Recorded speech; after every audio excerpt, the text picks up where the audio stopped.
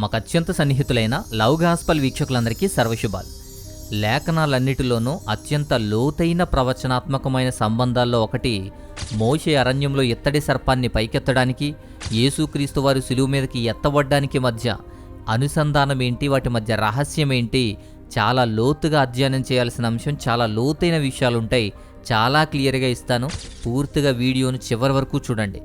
యేసుక్రీస్తు వారే స్వయంగా ఈ విషయాన్ని మాట్లాడారు అంటే ఎంత ప్రాముఖ్యత కలిగి ఉంది. లేఖన పరిశీలనగా కాకుండా ఒక దైవిక ప్రకటనగా దాన్ని మార్చారు. దేవుడు ఎలా పనిచేస్తాడో అనే లోతైన రహస్యం దీనిని బట్టే మనకు తెలుస్తుంది. దేవుడు ఎలా పనిచేస్తాడో, ఎలాంటి ప్రణాళిక కలిగి ఉంటాడో దాని రహస్యం, లోతైన విషయం మనకు అర్థం కావాలి అంటే ఈ వీడియో మనకు పూర్తిగా అర్థం కావాలి. అరణ్యంలో ఏం జరిగింది, అరణ్యంలో ఇత్తడి సర్పాన్ని ఎందుకు తయారు చేశారు, అక్కడ జరిగిన పరిణామాలు ఏంటో మనకు పూర్తిగా తెలియాలి. అవి యేసుక్రీస్తు వారికి అన్వయించే విధానం. పైగా యేసుక్రీస్తు వారే స్వయంగా ఎందుకు మాట్లాడారు, ఎంత లోతైన పరిశీలన ఉందో మనం తెలుసుకోవాలి. ముందుగా మొదటి భాగమంతా ఇత్తడి సర్పం గురించి మాట్లాడదాం. అరణ్యంలో ఏం జరిగింది? సంఖ్యాకాండం 21వ అధ్యాయం 4వ వాక్యం నుంచి 6వ వాక్యం వరకు చదివితే అక్కడ పాపం గురించి, అలాగే తీర్పు గురించి ఉంటుంది. మోషే నాయకత్వంలో నడిపించబడుతున్న ఇశ్రాయేలీలు అనేకసార్లు సహనాన్ని కోల్పోయారు. అలా జరుగుతున్న నిర్గమన ప్రయాణంలో ఇశ్రాయేలీలు సహనం కోల్పోయి దేవునికి, మోషేకు వ్యతిరేకంగా ఫిర్యాదులు చేస్తూ ఉండేవారు. అరణ్యంలో చనిపోవడానికే మమ్మల్ని ఐగుప్తు నుంచి తీసుకొచ్చారా? ఇక్కడ ఆహారం లేదు, నీరు లేదు, పనికిరాని ఆహారం మాకొద్దు, అది అసహ్యంగా ఉంది. ఇలా మోషేకు, దేవునికి కూడా ఫిర్యాదులు చేసేవారు, వ్యతిరేకించేవారు, తిట్టుకునేవారు. దేవుడు వారికిస్తున్న కృపైన మన్నాను కూడా నిరాధారణకు గురైందిగా భావించారు, పనికిరాని దానిగా చూస్తున్నారు. ఇది కృతజ్ఞత లేకపోవడం మాత్రమే కాదు, భక్తి లేకపోవడం మాత్రమే కాదు, వారికిచ్చిన రక్షణను, ఏర్పాటును తిరస్కరిస్తున్నారు. వాళ్ళు ప్రతిసారి మోషే మీద, దేవుని మీద సనుక్కుంటున్నారు. దీనికి ప్రతిస్పందనగానే దేవుడు ఖచ్చితంగా ఏదో ఒక విధంగా బుద్ధి చెప్పాలి. దేవుడు ఆ ప్రజల మధ్యకు విషపూరిత సర్పాలు పంపించాడు. ఆ విషపూరిత సర్పాలు మామూలువి కాదు, అగ్నికరమైనవి. తాపకరమైన విషపూరిత సర్పాలు అని వ్రాయబడింది. తాపకరము అంటే అగ్నికరమైనవి అని.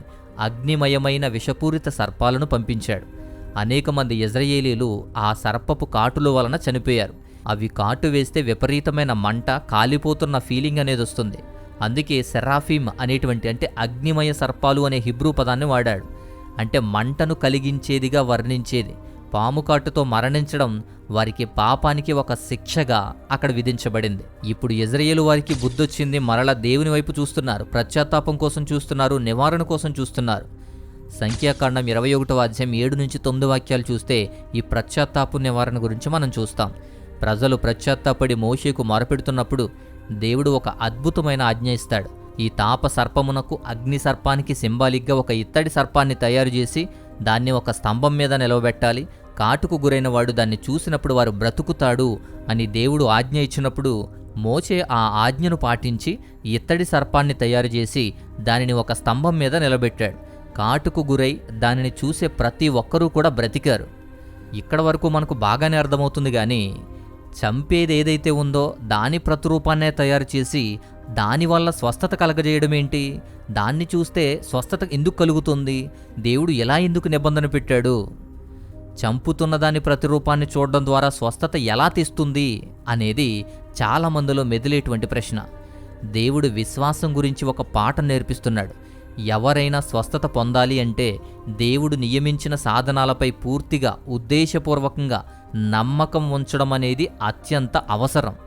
స్తంభం మీద ఉన్న సర్పం అనేది ఒక మాయ కాదు, దానివల్ల ఈ స్వస్థత రాదు. అది విశ్వాసంతో కూడిన ప్రతిస్పందన కోరేటువంటి ఒక సూచన మాత్రమే. ఇక్కడ దేవుడు వాడిన విషసర్పాలు అనేది ముందు బుద్ధి చెప్పడానికి, తర్వాత స్వస్థత కలిగి చేయడానికి దేవుడే వాడాడు. ఆ విషసర్పముల చేత భయపడ్డారు, అవి కుడుతుంటే భయపడ్డారు, చనిపోతున్నారు. ఆ ఫీల్ అనేది చాలా తీవ్రంగా ఉంది, అసహ్యించుకుంటున్నారు. అలాంటి ఒక చిహ్నాన్ని మరలా చూపించి స్వస్థత కోసం ఖచ్చితంగా మరలా దాన్నే చూడమంటే, దేనికోసమైతే భయపడుతున్నారో, అసహ్యించుకుంటున్నారో వాటి ద్వారానే స్వస్థత కలుగు చేస్తున్నారు. ఇక్కడ ముందు పంపించింది ఆయనే, ఇప్పుడు నిలవబెట్టమన్నది ఆయనే. ఇక్కడ పంపించే దానిలోనూ నిలవబెట్టమనేటువంటి ఆ ప్రతిమలోనూ కూడా ఏ పవరు లేదు. కానీ వీరి ప్రవర్తనలో ఆ పవర్ను తీసుకురావడానికి, ఆ ప్రవర్తనలో మార్పు తీసుకురావడానికి చేసిన ప్రయత్నం అది విశ్వాసంతో కూడిన ప్రతిస్పందనను కోరుతుంది. దానికి సింబాలిక్గా చేశారు. ఇక రెండో భాగం. ఈ భాగంలో ఇత్తడి సర్పం యొక్క లోతైన, మరింత లోతుగా అధ్యయనం చేసే విషయాలు మనం చూద్దాం. ఎందుకు అంటే ఈ ఇత్తడి సర్పం అనేది ఒక చిహ్నం, ఒక సింబాలిక్గా వాడారు. దేనికి సింబాలిక్గా వాడారు అంటే, నెంబర్ 1, మొదటిది శత్రువుకు తీర్పు చెప్పబడింది, నిర్వీర్యం చేయబడింది. సర్పం అనేది పాపానికి, మరణానికి, శాపానికి ప్రతీక. దీని మూలాలు ఏదేను తోట నుంచి ఉన్నాయి. ఈ ఇత్తడి సర్పం అనేది సజీవమైంది కాదు, విషపూరితమైన పాము కాదు. అది జీవం లేనిది, ప్రాణం లేనిది, విషం లేనిది. కేవలం ఒక ప్రతిమ, ఒక రూపం మాత్రమే. నిర్జీవమైన లోహం మాత్రమే. ఆ లోహనం ఇత్తడి మాత్రమే. ఇది చాలా ప్రాముఖ్యమైనది. ప్రాణాలు తీసే విషసర్పం యొక్క ప్రతిరూపం అక్కడుంది. కానీ ఇప్పుడు విషం లేదు, ప్రాణం లేదు. దాని శక్తి తొలగించబడింది. దేవుడు ఇజ్రాయేలీలను పైకి ఎత్తబడిన మరణపు రూపాన్ని చూడమని చెప్పినప్పుడు వారి బాధలకు కారణమైన దాని మీద తీర్పు విధించబడడాన్ని చూస్తున్నారు. వారికి చూపిస్తున్నాడు దేవుడు. వారు ఓడిపోయిన మరణాన్ని చూస్తున్నారు. సర్పము శక్తి లేనిదిగా కనబడుతుంది. శక్తి లేని దానిగా చేసే ప్రతిరూపాన్ని చూపిస్తున్నాడు. ఇక రెండవ సాదృశ్యం చూస్తే ఇత్తడి. తీర్పు లోహంగా ఇత్తడి ఉంది. లేఖనాలను పరిశీలిస్తే ఇత్తడి అనేది స్థిరంగా దైవిక తీర్పుకు చిహ్నం. గుడారంలో దహన బలిపీఠం ఇత్తడితో కప్పబడి ఉండేది. అది పాపానికి, తీర్పు ఎదురయ్యే చోటును సూచించేది. ప్రకటన గ్రంథం 1వ అధ్యాయం 15వ వాక్యంలో కూడా మహిమపరచబడిన యేసుక్రీస్తు వారి పాదాలు ప్రకాశించే ఇత్తడి పాదాలుగా వర్ణించబడ్డాయి. సర్పమును ఇత్తడితో చేయడం ద్వారా దేవుడు ఏం చెబుతున్నాడు అంటే, ఇది ఎప్పటికే జరిగిపోయిన తీర్పుకు ఒక చిహ్నంగా కనబడుతుంది. ఇక మూడవ సాదృశ్యం నెహుస్టాస్. ఈ సాంకేతాలు చిహ్నాలుగా వాడిన ఈ విగ్రహాలుగా మారినప్పుడు ఏం జరుగుతుందో తెలుసా? మోషే ఆ తర్వాత ఆ ఇత్తడి సర్పం ఒక మతపరమైన అవశేషంగా శతాబ్దాల పాటు నిలిచిపోయింది. హిజ్కియా రాజు కాలం నాటికి క్రీస్తు పూర్వం 700 సంవత్సరాల టైంలో ఇజ్రాయేలీలు దానికి ధూపం వేయడం ప్రారంభించారు. దానిని ఒక ఆరాధనా వస్తువుగా పరిగణించారు. ఒక పక్క భయముంది, ప్రాణాలు తీస్తుంది, అది విషసర్పమని తెలుసు కూడా ప్రాణాలు తీసేదాన్ని కూడా ఆరాధించేదాన్నిగా చేశారు. అది పగబడుతుంది, శపిస్తుంది అని దానికి పూజలు చేయడం, దేవుణ్ణి చేయడం అన్నీ నమ్మారు. ఇప్పటికీ ఇలాంటి నమ్మకాలు అన్ని దేశాలు వ్యాపించాయి, మన ఇండియాతో సహా. పామంటే చాలా భయం. ఆ భయంతో కూడుకున్నవి, ఇలా అలవాటైనవి అన్నీ కలిపి అనేక మూఢనమ్మకాలు నేటి కాలంలోకి వచ్చేశాయి. అలానే విషపూరితమైన పాముల మూఢనమ్మకాలు అనేకమైనవి ఇండియాలో ఉన్నాయి. అలాంటి పరిస్థితుల్లో ప్రజలున్నప్పుడు హిజ్కియా తన సాహసోపేతమైన సంస్కరణలో దానిని నాశనం చేసి దాని పవిత్రతను పూర్తిగా తొలగించి దానికి నెహుస్టాస్ అని, అంటే కేవలం ఒక ఇత్తడి మొక్క అని పేరు పెట్టాడు. దీనికి ఒక శక్తివంతమైన ఒక హెచ్చరిక కూడా ఉంది. ఆ చిహ్నం అది సూచించే రక్షకుని యొక్క స్థానాన్ని ఎన్నటికీ భర్తీ చెయ్యకూడదు అని వార్నింగ్ కూడా ఇస్తాడు. ఆ సర్పముల చేత బాధించబడి అదే సర్పముల చేత మరలా స్వస్థత కలిగి చేయడం కోసం తయారు చేయబడిన ఇత్తడి సర్పాన్ని తీసుకొని రెండూ పంపించింది దేవుడే. ఆ దేవుణ్ణి మర్చిపోయారు. ఈ సర్పాన్ని ఆరాధించడం మొదలుపెట్టేశారు. ఇది యేసుక్రీస్తుకు ముందు జరిగింది. ఇప్పుడు మూడో భాగాన్ని చూద్దాం. యేసుక్రీస్తు వారే స్వయంగా దీని రిలేషన్ని ఏర్పాటు చేస్తారు. యోహాను సువార్త 3వ అధ్యాయము 14-15 వాక్యాలు చూడండి. ఇత్తడి సర్పం యొక్క అర్థానికి అత్యంత శక్తివంతమైన, ధర్మశాస్త్రంలో నిపుణుడైన, పరిసయ్యుడైన నికోదేముతో యేసుక్రీస్తు వారు స్వయంగా చెబుతున్న మాటలు. మోషే అరణ్యంలో సర్పము పైకెత్తినట్లు మనుష్య కుమారుడు కూడా పైకెత్తబడవలెను. అప్పుడు ఆయన యందు విశ్వాసముంచు ప్రతివాడు నిత్య జీవం పొందును అని. ఈ వాక్యం బైబిల్లో అత్యధికంగా ఎగ్జాంపుల్గా తీసుకున్నదే. యోహాను సువార్త 3:16కి కరెక్ట్గా సరిపోతుంది. యేసుక్రీస్తు వారు చెబుతున్నది ఏంటి అంటే, యోహాను సువార్త 3వ అధ్యాయం 16వ వాక్యాన్ని అర్థం చేసుకోవాలి అంటే మీరు మొదటగా యోహాను సువార్త 3వ అధ్యాయం 14-15 ముందు వాక్యాలను అర్థం చేసుకోవాలి.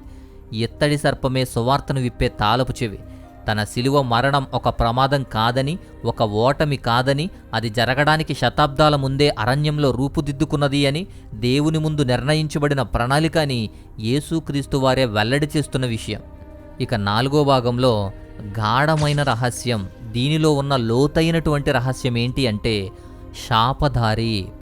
సర్పానికి శిలువకు మధ్య సంబంధాన్ని తెలిపే అత్యంత దిగ్భ్రాంతికరమైన దైవశాస్త్ర సత్యం ఇక్కడే కనబడుతుంది. ఏంటి అంటే, దేవుడు పాపరహితుడై వానిని పాపముగా చేసుకుంటాడు. రెండవ కొరింథీయులకు రాసిన పత్రిక 5వ అధ్యాయం 21వ వాక్యంలో పౌలు చెప్పే మాట ఏంటి అంటే, పాపమెరుగని ఆయనని దేవుడు మన నిమిత్తము పాపముగా చేసెను అని మాట్లాడతాడు. ఆయన యందు మనము దేవుని నీతి అగునట్లు దేవుడు చేశాడు. ఇత్తడి సర్పము ప్రాణాంతకమైన సర్పరూపము ధరించినట్లుగా, కానీ దానిలో ప్రాణము లేదు, విషము లేదు. అలా ఎలా అయితే ధరించిందో యేసుక్రీస్తు వారు కూడా పాపము లేదు, శాపము లేదు, కానీ పాపం యొక్క శాపం యొక్క రూపాన్ని ధరించుకున్నాడు. కానీ ఆయనలో పాపం లేదు. ఆయన పాపి కాదు, ఆయన పాపరహితుడు. పాపులు నీతి స్వరూపం ధరించుకోవడానికి ఆయన పాప స్వరూపాన్ని ధరించుకున్నాడు. ఇక రెండోది, క్రీస్తు శాపగ్రస్తుడయ్యాడు అని ఉంటుంది. గలతీ పత్రిక 3వ అధ్యాయం 13వ వాక్యంలో చూస్తే పౌలు దీన్ని మరింత క్లియర్గా చెబుతున్నాడు. క్రీస్తు మన నిమిత్తము శాపగ్రస్తుడై ధర్మశాస్త్ర శాపము నుంచి మనను విమోచించెను అని. చెట్టు మీద వ్రాలాడే ప్రతివాడు శాపగ్రస్తుడు అని వ్రాయబడింది. ద్వితీయోపదేశకాండం 21వ అధ్యాయం 23వ వాక్యం ప్రకారం చెట్టు మీద వ్రాలాడు ప్రతివాడు దేవుని చేత శపించబడినవాడు.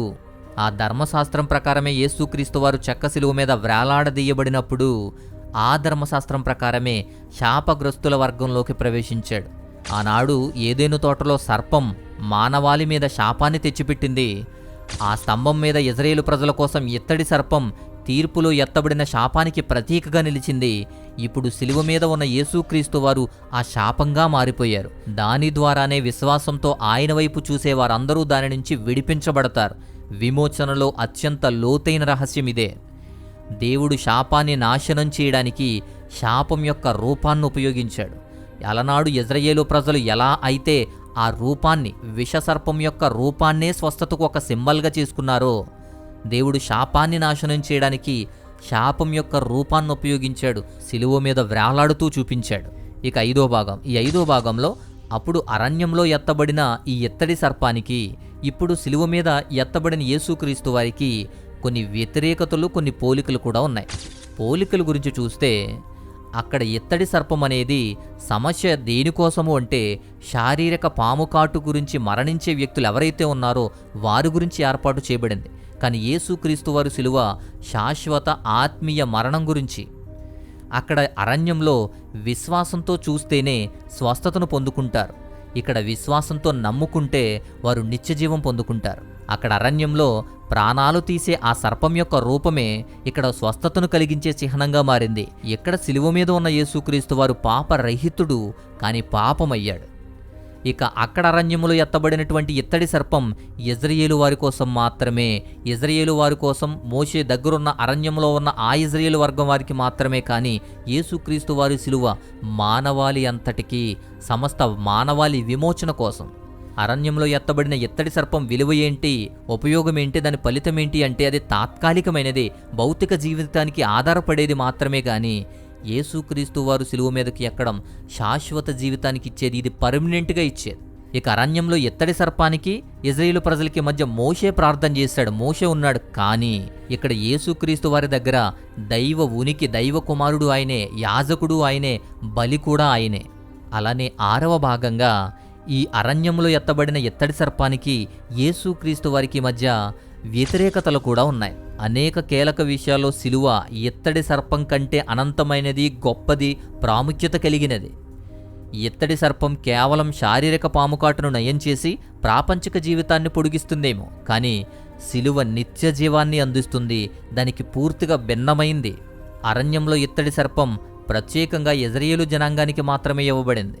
కానీ యేసుక్రీస్తు వారి శిలువ విశ్వసించే ప్రతి ఒక్కరి కోసం ఇవ్వబడింది.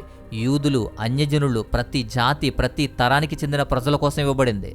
అరణ్యంలో ఎత్తబడిన సర్పం స్వతహాగా ఎలాంటి శక్తి లేని లోహపు విగ్రహం, కనీసం జీవం కూడా లేనిది.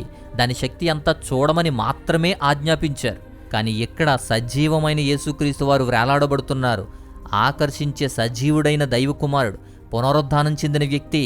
ఇక మోషే పాత్ర, యేసుక్రీస్తు పాత్ర ఏంటి అంటే, మోషే మధ్యవర్తి మాత్రమే. విజ్ఞాపనకర్తగా ప్రార్థించి, ఇజ్రాయేలు వారి కోసం ప్రార్థించి, దేవుడు ఏం చెబితే అది చెయ్యాలి. ఆ తర్వాత దానికి నివారణ కూడా మోషే ద్వారా జరిగించాడు. యేసుక్రీస్తు వారు అలా కాదు. ఏకకాలంలో విజ్ఞాపనకర్త ఆయనే, యాజకుడు ఆయనే, దైవశక్తి కలిగిన దైవ కుమారుడు ఆయనే, సాక్షాత్తు బయలైన గొర్రెపిల్ల కూడా ఆయనే. ఆయన ప్రార్థించాడు, ప్రార్థనకు ఆయనే జవాబు. ఇక ఆఖరిగా యెజ్రెయేలు వారు ప్రాణాంతకమైన సర్ప విషాన్ని ఎదుర్కొన్నారు. మానవాళి అంతకంటే ఘోరమైన దాన్ని ఎదుర్కొంటుంది. అదే శాశ్వత ఆత్మీయ మరణం. దేవుడి నుంచి వేరుపడ్డం.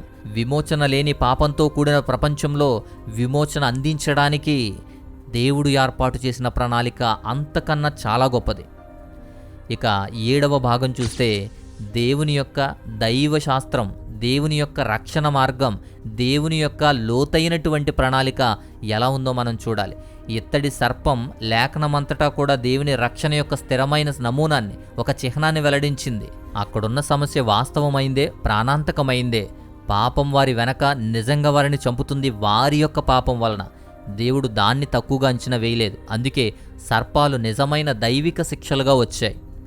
ఇక్కడ విచిత్రమైన విషయం, దేవుడు ప్రాణాంతకమైన దాని రూపాన్నే, ఒక సర్పాన్నే స్వస్థతకు సాధనంగా ఉపయోగించాడు. రోమన్ల మరణశిక్షకు, బహిరంగ అవమానానికి సాధనమైన సిలువను నిత్య విమోచనకు సాధనంగా ఉపయోగించాడు. జ్ఞానం కాదు, బలం కాదు, సంపద కాదు, కేవలం చూడడం. చూస్తే వారు స్వస్థత పొందుతారు, చూస్తే వాళ్ళు బ్రతుకుతారు. కేవలం నమ్మడం. ఇది మానవ అహంకారాన్ని పూర్తిగా అణిచివేసేటువంటి ఒక బలమైనటువంటి నిదర్శనం, ఒక బలమైనటువంటి సూచన. అసలు ఇత్తడి సర్పం యొక్క విమోచన సూచన యేసుక్రీస్తు వారి సిలువ వరకు ఉండాలి. కానీ ఆ ఇత్తడి సర్పం తర్వాత విగ్రహంగా, దైవంగా, విగ్రహారాధనగా అనేక మూఢనమ్మకాల వలలో చిక్కుకుంది. సిలువ వేయబడిన క్రీస్తుకు సూచికగా ఉండాల్సింది బదులు అలా మారిపోయింది. నేడు కూడా ఆ సిలువను ఉపయోగించుకునే క్రీస్తును ప్రకటించాల్సింది బదులు, ప్రేమను, సువార్తను ప్రకటించాల్సింది బదులు, ఆయన నిత్యజీవం కోసం ప్రయాసపడాల్సింది పోయి, రాకడకు సిద్ధం చేయాల్సింది పోయి, చర్చ్ అనేది ఒక వ్యాపారంగా, వ్యాపార నిలయముగా, ఫేమస్ కోసం, పేరు కోసం, ప్రత్యేకతల కోసం, ప్రఖ్యాతుల కోసం ఒక బిజినెస్గా మార్చేశారు, ఒక స్టెబిలిటీగా మార్చేశారు, ఒక ఐడెంటిటీ కోసం మార్చేశారు. దేవుని ప్రణాళికలో ఆ ఇత్తడి సర్పం యేసుక్రీస్తు వారికి సూచనగా ఉంటే, యేసుక్రీస్తు వారి సిలువ యాగం అనేది మనందరికీ విమోచన అయితే, ఆ విమోచనను ఎలా నిర్లక్ష్యం చేస్తున్నాం, ఎలా దాన్ని పాడు చేస్తున్నాం, ఎలా దాన్ని బిజినెస్ చేస్తున్నాం, వ్యాపారం చేస్తున్నాం, మూఢనమ్మకాలు కల్పిస్తున్నాం. అనేక మూఢనమ్మకాలు క్రైస్తవ్యంలో కూడా కలిసిపోతున్నాయి. ఆఖరిగా ఒక మాట, కళ్ళ ముందే జరుగుతున్న రహస్యం గురించి, కళ్ళ ముందే జరుగుతున్న దాన్ని ఎలా గుర్తించాలి, ఈ విషయం తెలుసుకునే ముందు వీడియో నచ్చితే ఖచ్చితంగా లైక్ చేయండి. అలానే మీ ప్రార్థన అవసరతలు ఉంటే వాట్సాప్ మాత్రమే చేయండి. అలాగే మీకు ఏదైనా సందేహాలు ఉన్నా, డౌట్స్ ఉన్నా కూడా వాట్సాప్ చేయొచ్చు. ఇక మా వ్యయ ప్రయాసలకు, మా పరిచర్యలకు సహాయం చేయాలి అంటే, మీ కానుకలు ఇవ్వాలన్నా స్క్రీన్ మీద డీటెయిల్స్ ఉన్నాయి. మీ కానుకలు పంపించి మా పరిచర్యలో ప్రోత్సాహకరంగాను, మాతో పాలిభాగస్తులుగాను ఉండండి. మన కళ్ళ ముందే ఉన్న ఒక రహస్యం ఏంటి అంటే, పాత నిబంధన కాలపు అరణ్యం మధ్యలో దేవుడు సువార్త యొక్క ముందస్తు ప్రదర్శన ఉంచాడు. అది ఇత్తడి సర్పమే. బెత్లెహేముకు, కల్వరికి, దేవుని పునరుద్ధానానికి శతాబ్దాల ముందే దేవుడు తన ప్రజలకు రక్షణ స్వరూపాన్ని అందించాడు. అది శపించబడింది, ఉన్నతమైంది, మరణం నుంచి జీవానికి తీసుకురాబడింది. కేవలం విశ్వాసపు చూపు మాత్రమే అవసరం. చూస్తే, విశ్వసిస్తే చాలు.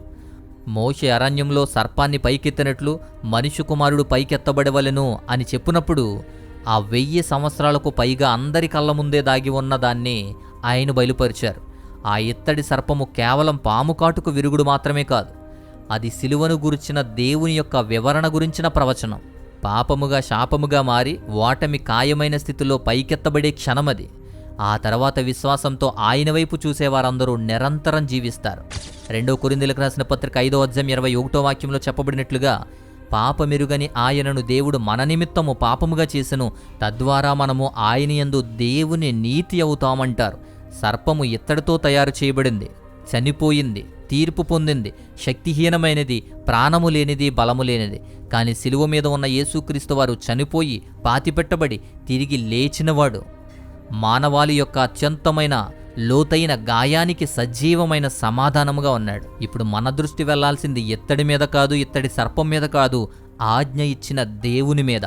అక్కడ రక్షణ ఇత్తడి విగ్రహంలో లేదు, అది చూసే విశ్వాసంలో, విధేయతలో ఉంది. అలాగే సిలువలో అక్కడ శక్తి కలిగింది అక్కడున్న చెక్కలో కాదు, సిలువ మీద కాదు, సిలువ మీద తన ప్రాణం సమర్పించిన యేసుక్రీస్తు వారిలో ఉంది.